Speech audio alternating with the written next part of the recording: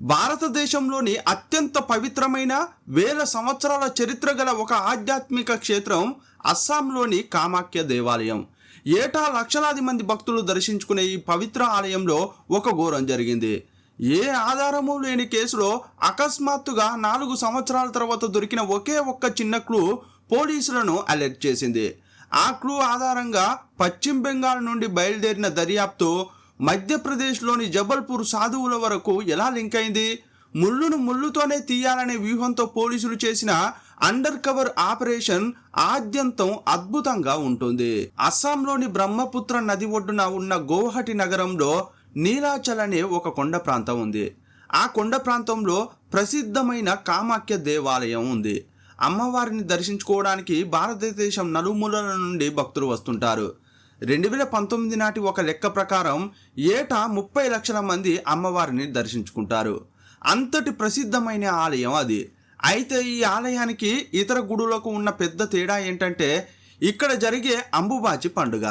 ఇది సంవత్సరానికి 3 రోజుల పాటు జరుగుతుంది. ఆ 3 రోజులు ఆలయాన్ని పూర్తిగా మూసేస్తారు. 4వ రోజు పెద్ద పూజ చేసి మళ్ళీ తెరుస్తారు.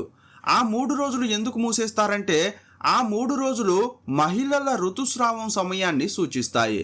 మహిళల నెలసరిని ఒక అపవిత్రమైన లేదా దాచవలసిన విషయంగా చూస్తే కామాఖ్య ఆలయం మాత్రం దాన్ని సృష్టికి మూలమైన పవిత్ర శక్తిగా ఒక వేడుకగా గౌరవిస్తుంది. జగన్మాత సైతం ఋతుస్నాత అవుతుందని నమ్మి ఆ సమయాన్ని అంబుబాచి మేళాగా జరుపుకుంటారు. సృష్టి పునరుత్పత్తికి కారణమయ్యే ఆడతనాన్ని ఇక్కడ అత్యున్నత పీఠంపై ఉంచి పూజిస్తారు. ఈ ప్రధాన ఆలయం చుట్టుపక్కల మరెన్నో చిన్న చిన్న గుడులు ఉన్నాయి. ఉదాహరణకు ఈ కామాఖ్య ఆలయానికి 1 కిలోమీటర్ దూరంలో జయదుర్గ అనే మరో ఆలయం ఉంది. దానికి దగ్గరలోనే విష్ణు ఆలయం కూడా ఉంది. ఇవన్నీ ఒకదానికొకటి దగ్గరగా ఉంటాయి. అంబుబాచి పండుగ కోసం భక్తులు వచ్చినప్పుడు 3 రోజుల పాటు ప్రధాన ఆలయం మూసి ఉంటుంది. కాబట్టి ఆ 3 రోజులు చుట్టుపక్కల ఉన్న మిగతా గుడుల్లో పూజలు చేస్తారు. 4వ రోజు ప్రధాన ఆలయాన్ని తెరుస్తారు. జయదుర్గ ఆలయాన్ని ఉదయం 8 లేదా 9 గంటల ప్రాంతంలో తెరుస్తారు.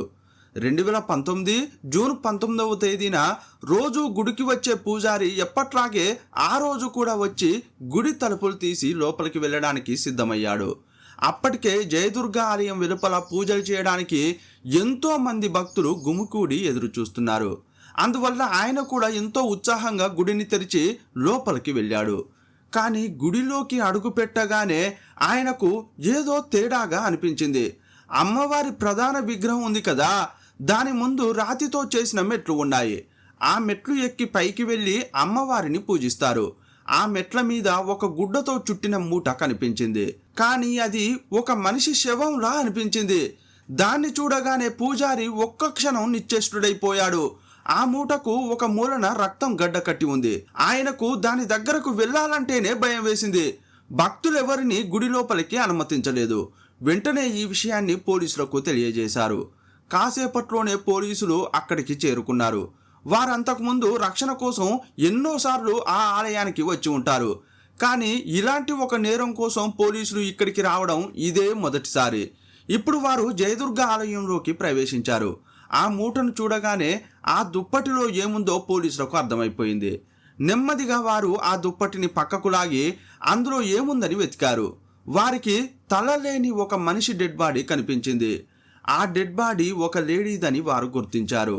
ఆమె వయసు దాదాపు 50 నుండి 60 సంవత్సరాల మధ్య ఉండవచ్చు. తలలేని ఆ డెడ్ బాడీని చూసి పోలీసులు షాక్ అయ్యారు. ఈ ఆధ్యాత్మిక క్షేత్రంలో ఇంత ఘోరంగా ఎందుకు హత్య చేశారు, పైగా శవాన్ని గర్భగుడి దగ్గర ఎందుకు వదిలేశారనేది పోలీసులకు అస్సలు అర్థం కాలేదు. కానీ ఆ ప్రశ్నకు సమాధానం మరో 5 నిమిషాల్లోనే దొరికింది. ఆ శవం దొరికిన చుట్టుపక్కల ప్రాంతంలో వారు పరిశీలిస్తుండగా అక్కడ పూజలు జరిగిన ఆధారాలు కనిపించాయి. ఆ పూజా విధానాన్ని చూస్తే అది నరబలి అని అర్థమైంది. ఆ మహిళ యొక్క తలను నరికేసి దాన్ని తీసుకెళ్లిపోయారు. కేవలం మొండెం మాత్రమే అక్కడ ఉంది. ఆ ప్రాంతంలోనే దీపం, మట్టి కుండ కూడా పెట్టారు. వాటి చుట్టూ కుంకుమ, నిమ్మకాయలు కూడా ఉన్నాయి. నరబలి పూజ జరిగిన స్థలానికి దగ్గరలో ఒక పెద్ద ముగ్గు వేసి ఉంది. క్రైమ్ సీన్ను చూసిన పోలీసులు ఒక అంచనాకు వచ్చారు. మొదట ఆ లేడీని ముగ్గులో కూర్చోబెట్టి ఉంటారు. బహుశా అక్కడే ఆమె తలను నరికి తీసుకువెళ్ళి ఉంటారని ఊహించారు. ఇదంతా పోలీసుల ఊహ మాత్రమే. మొత్తం మీద ఇంతమంది జనాలు వచ్చే ఈ ప్రసిద్ధ కామాఖ్య ఆలయంలో ఇలాంటి ఒక నరబలి జరగడం ఆలయ నిర్వాహకులకే కాకుండా పోలీసులకు, భక్తులకు పెద్ద షాక్ను కలిగించింది. ఇంతకీ ఈ ప్రసిద్ధ ఆలయంలో ఇంతటి ఘోరం ఎలా జరిగింది? బలి ఇవ్వబడిన ఆ మహిళ ఎవరు? ఆమెను హత్య చేసిన ఆ వ్యక్తులు ఎవరు? పోలీసులు ఆ ముఠాను పట్టుకున్నారా లేదా? ఎన్నో గందరగోళాలు, ఎన్నో మలుపులతో అస్సాంలో జరిగిన ఒక వింతైన కేసు గురించి ఈ వీడియోలో చూడబోతున్నాం. మీరు చూస్తున్నది తెలుగు మిస్టరీ. నేను మీ ప్రభాకర్.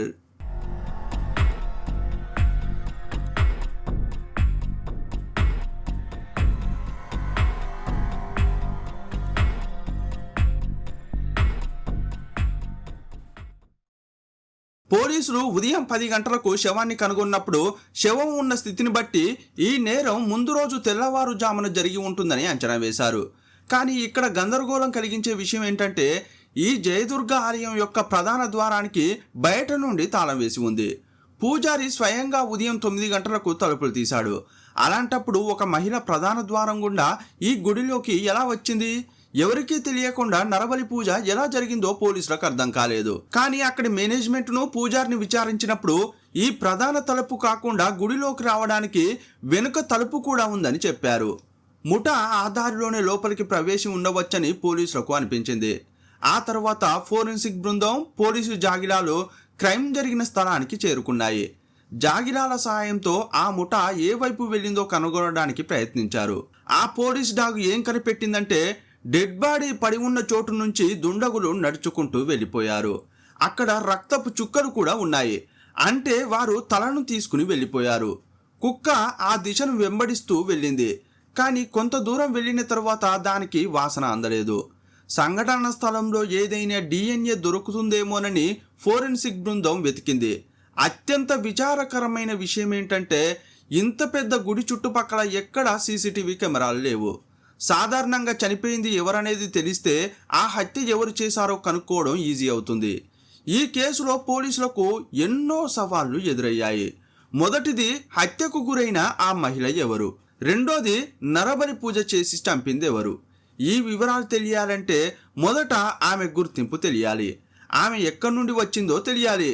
కానీ ఈ నేరం ఒక పెద్ద పర్యాటక ప్రాంతంలో, అది కూడా పురాతన ఆధ్యాత్మిక క్షేత్రంలో జరిగింది. కాబట్టి ఈ మహిళ లోకల్ మనిషా లేదా గుడిలో పూజలు చేయడానికి వేరే ఊరి నుండి వచ్చిందా అనేది తెలియదు. ఒకవేళ ఆమె వేరే ఊరి నుండి వచ్చి ఉంటే ఆమెను గుర్తించడం పోలీసులకు పెద్ద సవాలుగా మారుతుంది. ఈ హత్య అర్ధరాత్రి 1 గంట నుండి తెల్లవారుజామున 3 గంటల మధ్య జరిగి ఉంటుంది. గుట్టు చప్పుడు కాకుండా వెనక వైపు నుండి ఆలయంలోకి వచ్చి ఉంటారు. ఈ హత్య ఒక్కరే చేసి ఉండరని పోలీసులకు అనిపించింది. నరబలి అంటే ఒక వ్యక్తి పూజ చేసి ఉంటాడు, ఇంకో వ్యక్తి ఆ మహిళను కదలకుండా పట్టుకుని ఉండి ఉంటాడు, మరో వ్యక్తి ఆమెను హత్య చేసి ఉంటాడు. కనీసం 3 లేదా 4 వ్యక్తులు ఇందులో పాల్గొని ఉంటారనేది పోలీసుల అనుమానం. చనిపోయిన మహిళతో కలిపి దాదాపు 5 వ్యక్తులు అక్కడ ఉండి ఉండవచ్చు. కాబట్టి వారు లోపలికి వచ్చినప్పుడు చీకటిగా ఉండి ఉంటుంది. వారు ఖచ్చితంగా టార్చ్ లైట్ ఉపయోగించి ఉంటారు. వారు టార్చ్ లైట్ ఉపయోగించి ఉంటే గుడికి కొన్ని కిలోమీటర్ల పరిధిలో నివసించే ప్రజలు అనుకోకుండా అయినా వారిని చూసి ఉండవచ్చు. కానీ పొరుగు వారిని అడిగినప్పుడు మేము ఈ ప్రాంతంలో అపరిచిత వ్యక్తులను చూడలేదని చెప్పారు. నరబలి జరిగిన స్థలాన్ని పోలీసులు చూసినప్పుడు అది పూర్తిగా ప్రొఫెషనల్గా ఉంది. కాబట్టి ఈ ప్రాంతంలో ఇలాంటి వాటిలో ఎవరు పాల్గొంటారు, నరబలి ఎవరు ఇస్తారు అనే కోణంలో పోలీసులు దర్యాప్తు మొదలుపెట్టారు. ఇదే సమయంలో పోలీసులు ఆ మహిళను గుర్తించడంపై దృష్టి పెట్టారు. ఈ మహిళ స్థానికురాలైతే ఆమె కనిపించడం లేదని ఫిర్యాదు చేసి ఉంటారు. కాబట్టి స్థానిక పోలీస్ స్టేషన్లో మిస్సింగ్ కంప్లైంట్లను తనిఖీ చేశారు. ఇటీవల 60 నుండి 65 సంవత్సరాల వయసు ఉన్న ఏ మహిళ అయినా కనిపించకుండా పోయినట్లు ఫిర్యాదు నమోదైందా అని చూశారు. అలా తనిఖీ చేసినప్పుడు అలాంటి ఫిర్యాదు ఏదీ కనిపించలేదు. అయితే ఈ మహిళ ఖచ్చితంగా ఈ ప్రాంతానికి చెందిన లేడీ కాదని పోలీసులకు అర్థమైంది. ఒకవేళ ఆమె వేరే ఊరు నుండి వచ్చిందని అనుకుంటే ఇక్కడికి యాత్ర కోసం వచ్చి ఉండాలి. ఒకవేళ ఆమె ఇక్కడ తప్పిపోతే ఆమె కుటుంబ సభ్యులు పోలీస్ స్టేషన్లో ఫిర్యాదు చేసి ఉండాలి. కానీ అలాంటి ఫిర్యాదు ఏదీ నమోదు కాలేదు. అందువల్ల హత్యకు గురైన ఈ మహిళను గుర్తించడం పోలీసులకు ఒక పెద్ద సవాలుగా మారింది. ఎలాగైనా ఈ మహిళను గుర్తించాలనే ఉద్దేశంతో పోలీసులు తలలేని ఆ డెడ్ బాడీని జాగ్రత్తగా దాచిపెట్టారు. కానీ చట్ట ప్రకారం శవాన్ని కొన్ని వారాల పాటు మాత్రమే భద్రపరచగలరు. పోలీసులు ఎంత వెతికినా ఆధారాలు దొరకకపోవడంతో అంత్యక్రియలు చేశారు. అంతకంటే ముందు DNA శాంపిల్ సేకరించారు. ఆ తర్వాత వేలిముద్రలను తీసుకున్నారు. వివిధ యాంగిల్స్లో ఫోటోలు తీశారు. చివరగా ఆ మహిళ ధరించిన దుస్తులను భద్రపరిచారు. ఏళ్లు గడిచిపోయినా మహిళను గుర్తించలేదు. కేసులో ఎలాంటి మూమెంట్ లేకపోవడంతో నెమ్మదిగా కోల్డ్ స్టోరేజ్ వైపు అడుగులు వేసింది.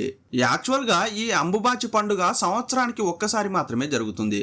ఆ సమయంలో ఆలయం 3 రోజుల పాటు మూసి ఉంటుంది.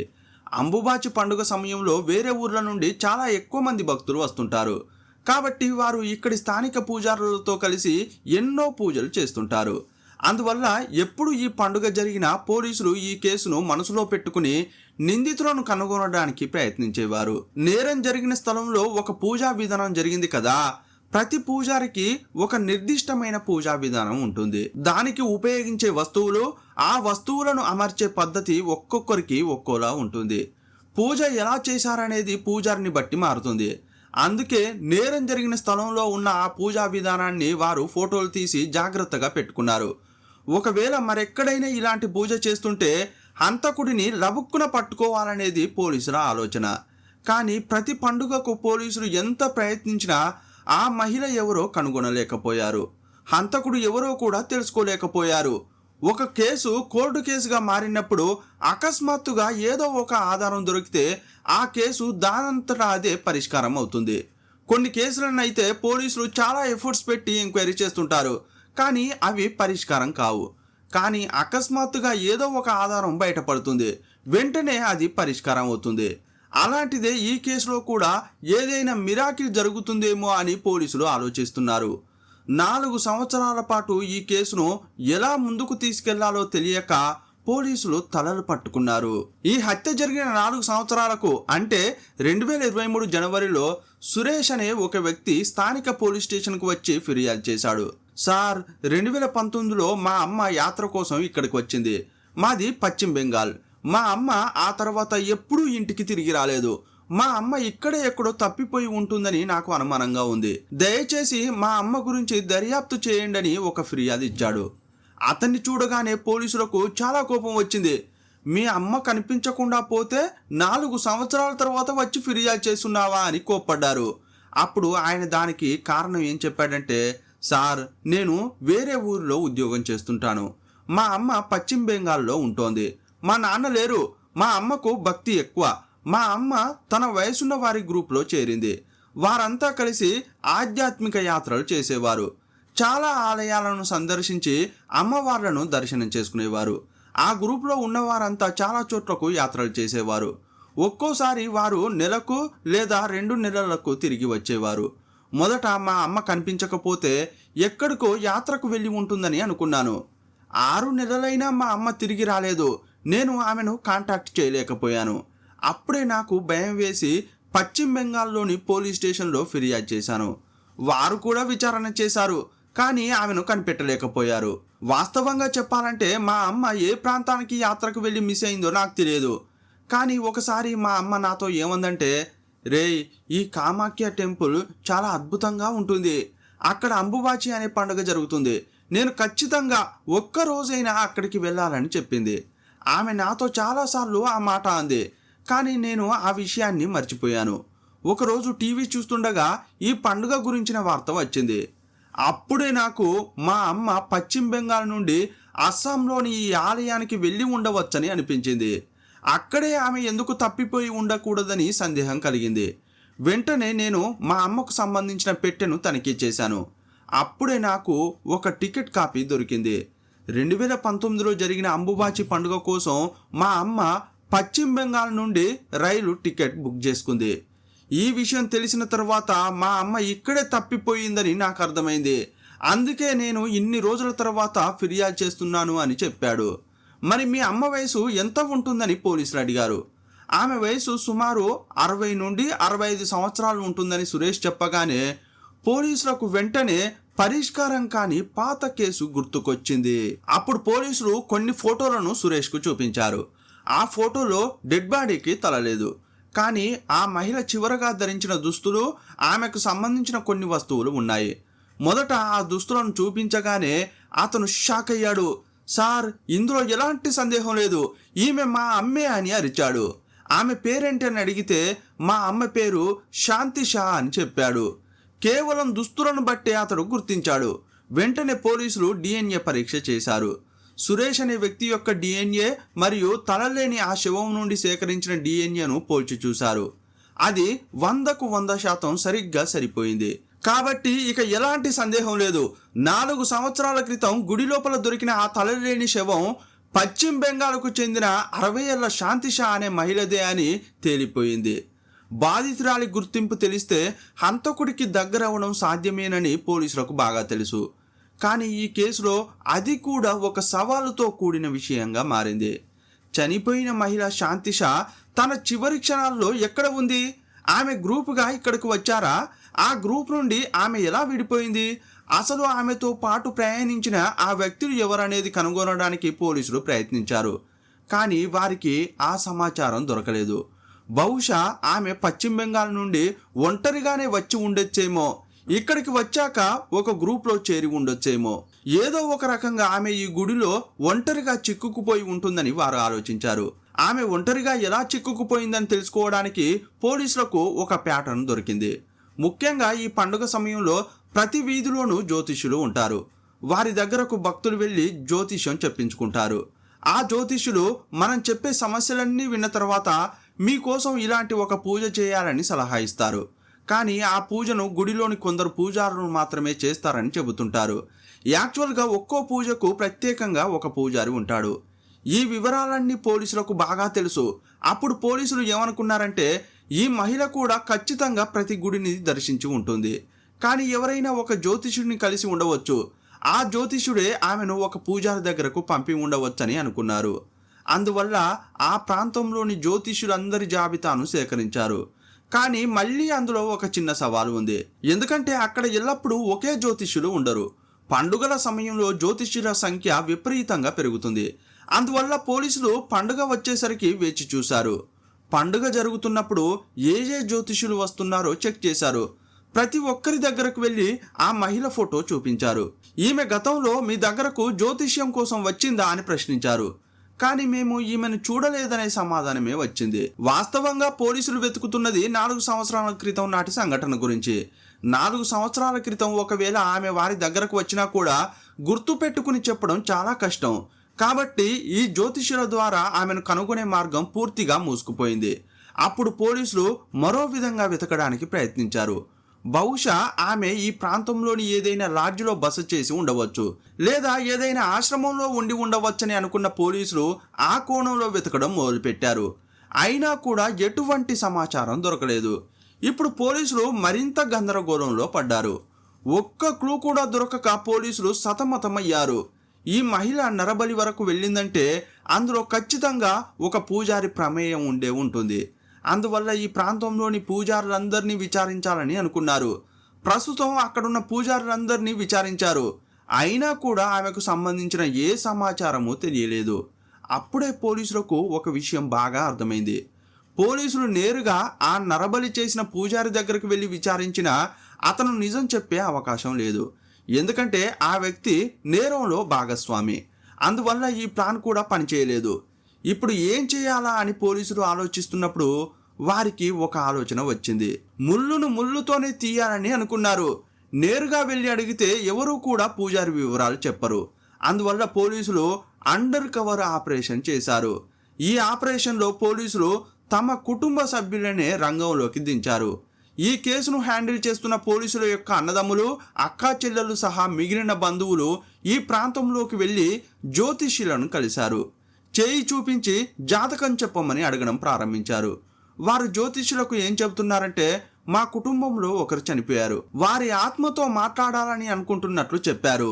సాధారణంగా ఇలాంటి పూజల గురించి తెలిసిన జ్యోతిష్యులు ఏం చెప్తారు?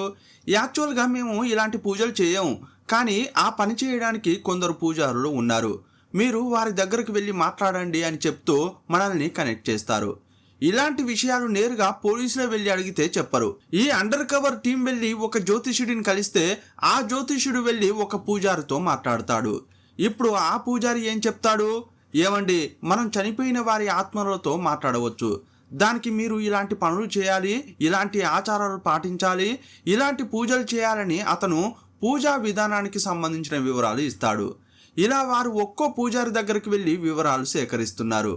అక్కడ చాలా మంది పూజారులు ఉంటారు. కానీ నరబలిలో పాల్గొన్న ఆ పూజారిని పోలీసులు ఎలా గుర్తిస్తారంటే, ఉదాహరణకు ఒక పూజారిని అడిగినప్పుడు ఆయన ఏం చెప్తాడు? మనం ఈ పూజను ఈ విధంగా చేయాలని ఆయన కొన్ని వివరాలు చెప్తాడు. ఆయన చెప్పే వివరాలు మరియు నేరం జరిగిన స్థలంలో జరిగిన పూజా వివరాలు సరిపోలుతున్నాయా లేదా అని వారు బేరీజు వేసుకుంటారు. రెండు పూజలకు ఉపయోగించిన వస్తువులను, వాటిని ఎక్కడ పెట్టారు, ఎలాంటి పూజ చేశారు అనేది మ్యాచ్ చేస్తారు. ఏ పూజారి వివరణ అయితే నేరం జరిగిన స్థలంలో జరిగిన పూజతో సరిపోలుతుందో అతనే ఈ క్రైమ్లో పాల్గొని ఉండే అవకాశం ఉంది. అదే ఉద్దేశంతో వారు చాలామంది పూజారులను కలిశారు. దాదాపు 20 మందిని చూసిన తరువాత వారికి ఒక పూజారి కాంటాక్ట్ దొరికింది. ఆయన పేరు కాను. వారు ఆయన దగ్గరకు వెళ్ళి, సార్, మా ఇంట్లో ఒకరు చనిపోయారు, మేము ఆయన ఆత్మతో మాట్లాడాలని అడిగారు. అతడేమన్నాడంటే, అయితే ఒక ప్రత్యేకమైన పూజ చేయాలని చెప్తూ కొన్ని వివరాలు ఇచ్చాడు. ఆ వివరాలు నేరం జరిగిన స్థలంలోని పూజా వివరాలతో కరెక్ట్గా మ్యాచ్ అయ్యాయి. ఈ రహస్య బృందానికి అతనిపై అనుమానం కలిగింది. వెంటనే వారు ఈ విషయాన్ని పోలీసులకు తెలియజేశారు. ఇప్పుడు పోలీసులు మఫ్టీలో వెళ్ళి అతనితో మాట్లాడారు.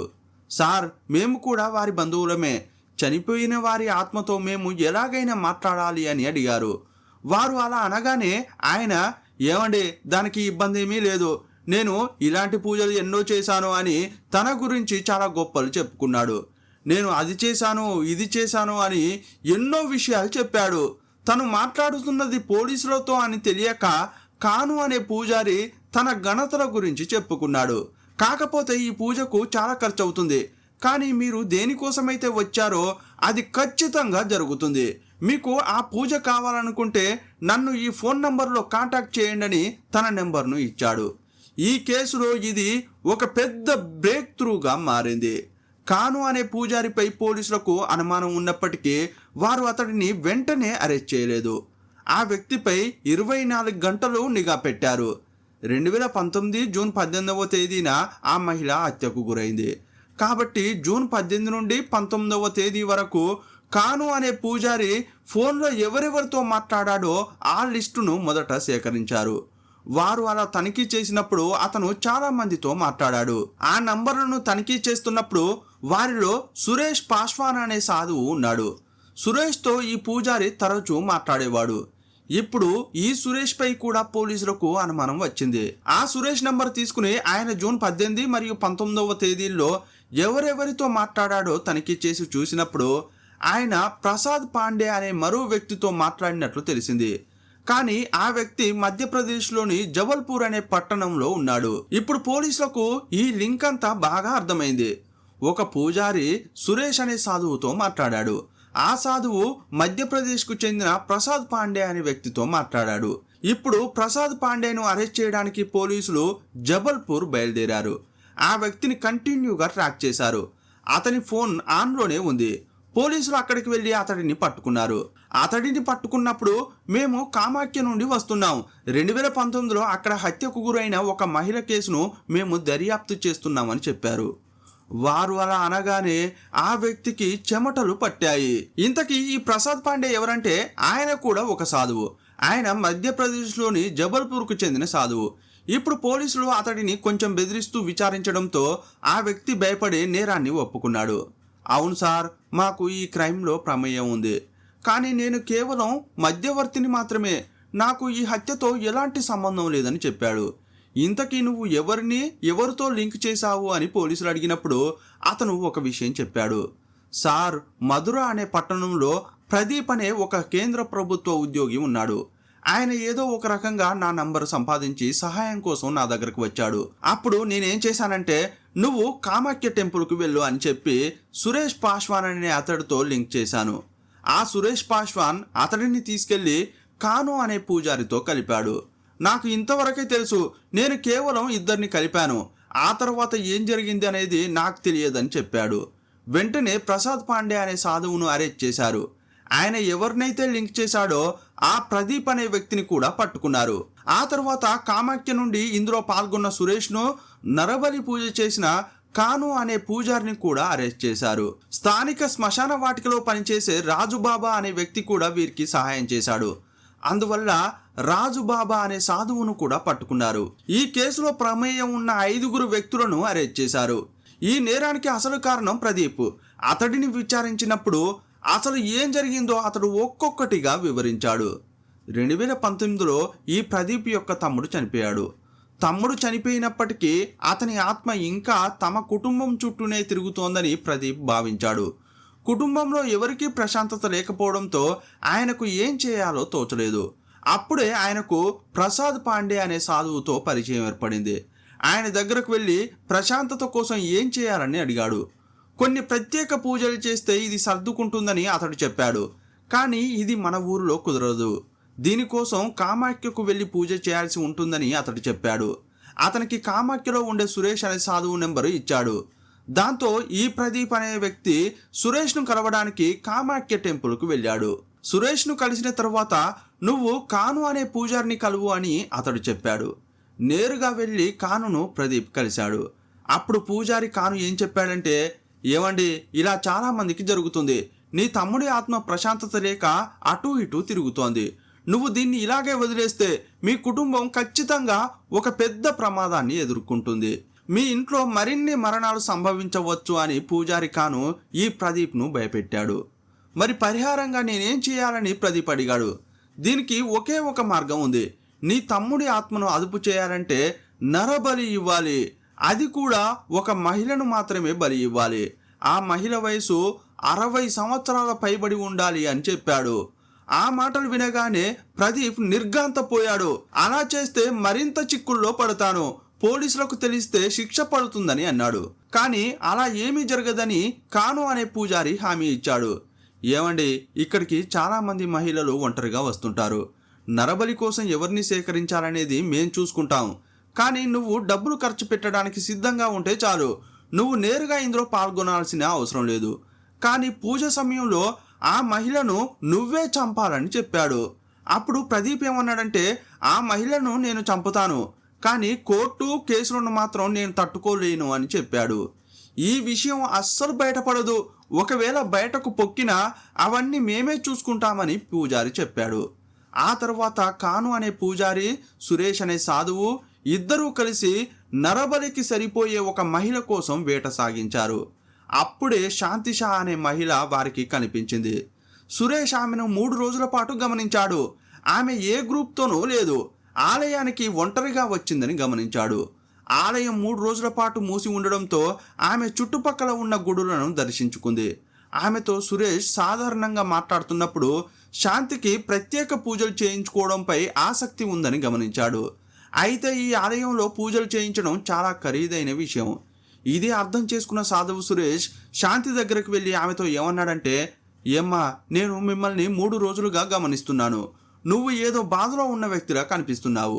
పైగా నీకు పూజలు చేయించాలనే ఆశ ఉంది. కానీ ఇక్కడ పూజలు చేయడం అంత తేలికైన విషయం కాదు. నీలాంటి వారి కోసం ఉచితంగా పూజలు చేసే ఒక సాధువు నాకు తెలుసు అని అన్నాడు. ఆ మాట వినగానే శాంతి ఎంతో సంతోషపడింది. ఆతృతగా అతనితో ఏమందంటే, ఫ్రీగా పూజలు చేయాలంటే ఎక్కడికి రావాలి, ఎలా రావాలని అడిగింది. ఈ శాంతిష ఆ ఆలయంలో ఒక హాల్లో బస చేసింది. అప్పుడు సురేష్ ఏం చెప్పాడంటే, ఈ గుడి వెనుక జయదుర్గ అనే ఆలయం ఉంది. ఎవరికీ చెప్పకుండా తెల్లవారుజామున 3 గంటలకి వెనక వైపుకు రా. పూజకు కావాల్సిన ఏర్పాట్లన్నీ మేం చేస్తామని అన్నాడు. కానీ ఆమెను ఎందుకు పిలుస్తున్నారో తెలియకుండానే ఆ వృద్ధురాలు అక్కడికి వెళ్ళింది. జూన్ 19న తెల్లవారుజామున 3 గంటలకి ఆమె ఆ ఆలయానికి వెళ్ళింది. ఆమె కంటే ముందే అక్కడ పూజారి కాను, సాధువు సురేష్ మరియు ప్రధాన సూత్రధారి ప్రదీప్ ఉన్నారు. వారికి సహాయం చేయడానికి రాజుబాయ్ అనే మరో సాధువు కూడా అక్కడ ఉన్నాడు. వారు శాంతి అనే మహిళను నరబలి ఇవ్వడానికి అన్నింటినీ పక్కాగా సిద్ధం చేసి పెట్టుకున్నారు. కానీ వారు చేయబోతున్నది ఎలాంటి పూజో ఆమెకు తెలియదు. ఆ పూజలో వారు ఆ మహిళ కోసం చాలా మద్యం పెట్టారు. ఈ పూజ చేయాలంటే అంతా మద్యం తాగాలని పూజారి చెప్పాడు. కాబట్టి మొదట అందరూ కొద్ది కొద్దిగా తాగారు. కానీ ఆ మహిళకు మాత్రం చాలా ఎక్కువ మద్యం పోశారు. అలా పోస్తూనే ఉండేసరికి ఆమెకు తల తిరగడం ప్రారంభమైంది. కాసేపట్లోనే ఆమె స్పృహ తప్పింది. వెంటనే పూజ జరుగుతున్న చోట ఆ మహిళను పడుకోబెట్టి ఆమె చుట్టూ ముగ్గు గీశారు. ఆ తర్వాత నరబలి పూజ ప్రారంభమైంది. ఉదయం 4 గంటల సమయానికి ఆ మహిళను చంపే సమయం ఆసన్నమైంది. అప్పుడు సురేష్ ఒక పెద్ద గొడ్డలిని తీసుకువచ్చాడు. దాన్ని ప్రదీప్కు ఇచ్చాడు. అతను స్పృహ లేకుండా ఉన్న శాంతి అనే మహిళ తలపై నరికాడు. దాంతో ఆమె తల తెగిపడింది. ఆ తలను ఒక పళ్ళెంలో పెట్టి మళ్ళీ పూజలు చేశారు. ఆ తర్వాత తెల్లారింది. జనం రాకముందే ఆ స్థలంలో అన్ని ఆధారాలను నాశనం చేయాలని అనుకున్నారు. మొదటగా ఆ మహిళ శరీరాన్ని ఒక బెడ్షీట్లో చుట్టి గుడి ముందే పెట్టారు. వారికి సంబంధించి ఎలాంటి ఆధారాలు దొరకకుండా జాగ్రత్తలు తీసుకున్నారు. ఆ తలను, పూజలో ఉపయోగించిన చాలా వస్తువులను తీసుకువెళ్ళి బ్రహ్మపుత్ర నదిలో పడేశారు. బ్రహ్మపుత్ర నది చాలా పెద్దది. అందులో తలను పడేస్తే ఎవరూ కనుగొనలేరని వారు భావించారు. వారు అనుకున్నట్లు పోలీసులు ఆ తల కోసం ఎంత గాలించినా అస్సలు దొరకలేదు. ఈ పూజ ముగిసిన తర్వాత అందరికీ చాలా పెద్ద మొత్తంలో డబ్బు బదిలీ అయింది. ఆ తర్వాత ప్రదీప్ అనే వ్యక్తి తన సొంత ఊరికి తిరిగి వెళ్ళిపోయాడు. చివరికి ఈ కేసుతో సంబంధం ఉన్న ప్రతి ఒక్కరూ పట్టుబడ్డారు. నిందితులపై ఛార్జ్షీట్ దాఖలు చేశారు. ప్రస్తుతం ఈ కేసు విచారణలో ఉంది. మూఢనమ్మకం మనిషిని ఎంత ప్రమాదకరమైన చీకట్లోకి నెట్టేస్తుందో ఈ కేసు ద్వారా అర్థం చేసుకోవచ్చు. ఒక వ్యక్తి తనకు ప్రియమైన వారిని కోల్పోయినప్పుడు భావోద్వేగంగా బలహీనంగా మారిపోతాడు. అలాంటి సమయంలో చనిపోయిన వారి ఆత్మతో మాట్లాడిస్తామని చెప్పేవారు దేవుడిలా కనిపిస్తారు. కానీ నిజానికి వాళ్ళలో కొందరు మన బలహీనతను వ్యాపారంగా మార్చుకుంటారు. అజ్ఞానం మరియు భయం కలిస్తే మనిషి ఎంతటి దారుణానికైనా సిద్ధపడతాడు. వివేకం కోల్పోయినప్పుడు మనిషి ఎంత ప్రమాదకరంగా మారతాడు అనే దానికి ఈ కేసు ఒక ఉదాహరణ. మనిషి చనిపోయిన తర్వాత అతని జ్ఞాపకాలను ప్రేమగా గుర్తు చేసుకోవచ్చు. కానీ ఆత్మతో మాట్లాడిస్తామని చెప్పి మోసం చేసే వారిని నమ్మడం జీవించి ఉన్నవారి జీవితాలనే నాశనం చేస్తుంది. చనిపోయిన వారితో మాట్లాడాలని ప్రయత్నించే ముందు మనతో జీవించి ఉన్నవారి మనసును వినడం నేర్చుకోవాలి. ఎందుకంటే నిజమైన అద్భుతం పూజల్లో కాదు, మనిషి మనసులో ఉంటుంది. మూఢనమ్మకాలను ఆసరాగా చేసుకుని ఎన్నో మోసాలు జరుగుతున్నాయి. అందువల్ల మూఢనమ్మకాల పట్ల ఎల్లప్పుడూ జాగ్రత్తగా ఉండాలి. ఈ కేసుపై మీ అభిప్రాయం ఏంటో కామెంట్ బాక్స్లో నాతో పంచుకోండి. మరో వీడియోలో మళ్ళీ కలుసుకుందాం. అప్పటి వరకు సెలవు. జై హింద్.